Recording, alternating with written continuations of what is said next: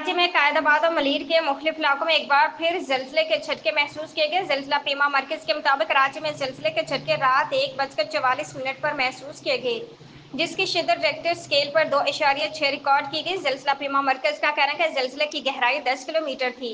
जलजिला मलीर और अतराफ के 1 किलोमीटर इलाके में आया। जलजिले के बायस किसी भी किस्म के जाने माले नुकसान की फिलहाल कोई इतला नहीं है। इस्लामाबाद 190 मिलियन पाउंड केस में बानी पाकिस्तान तहरीक इंसाफ पीटीआई और बुशरा बीबी की दरख्वास्तों पर समाअत आज नहीं होगी।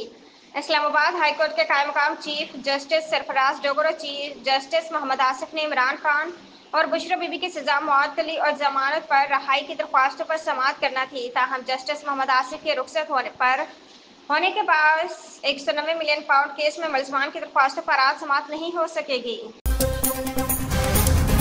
इस्लामाबाद वफाकी वज़ीर ख़ज़ाना मोहम्मद औरंगज़ेब का कहना है कि बजट 2025-26 में तनख्वाहदार तबके को जितना रिलीफ दे सकते थे हमने दिया है। अरकान पार्लियामेंट की तनख्वाहों में हर साल इजाफा होना चाहिए। पोस्ट बजट कॉन्फ्रेंस से खिताब करते हुए वज़ीर ख़ज़ाना मोहम्मद औरंगज़ेब ने कहा कि तनख्वाहों और पेंशन का बराह रास्त ताल्लुक महंगाई से होता है।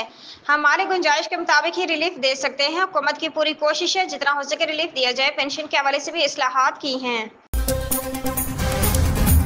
इस्लामाबाद वज़ीर-ए-आज़म शहबाज शरीफ ने चेयरमैन सेनेट यूसुफ रज़ा गिलानी, स्पीकर कौमी असम्बली सरदार अयाज सादिक व दीगर की तनख्वाहों में इजाफे का नोटिस ले लिया। वज़ीर-ए-आज़म ने डिप्टी चेयरमैन सैयद आल नासिर खान और डिप्टी स्पीकर कौमी असम्बली सैयद गुलाम मुस्तफ़ा शाह की तनख्वाहों में इजाफे का भी नोटिस लिया। शहबाज शरीफ ने चेयरमैन सेनेट और स्पीकर कौमी असम्बली से इस हवाले से रिपोर्ट तलब कर ली, जिसकी रोशनी में वो तनख्वाहों में इजाफे पर फैसला करेंगे।